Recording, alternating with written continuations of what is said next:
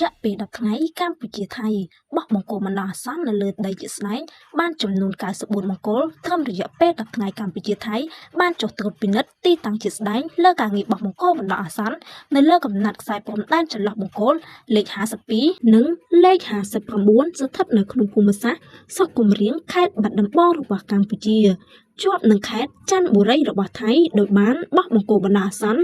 លើដីជាស្ដែងបានចំនួន94បង្គោលស្មើប្រមាណ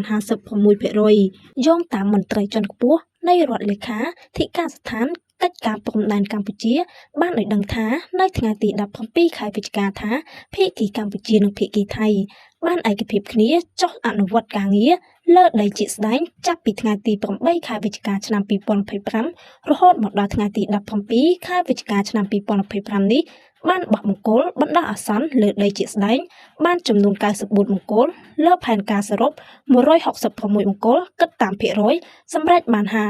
56% បើតាមលេខាធិការស្ថានកិច្ចការព្រំដែនកម្ពុជាភាគីទាំងពីរនឹងបានបន្តការងារបោះបង្គោលបណ្ដោះអាសន្ននេះឲ្យចប់តាមផែនការនាពេលដ៏ខ្លីខាងមុខនេះ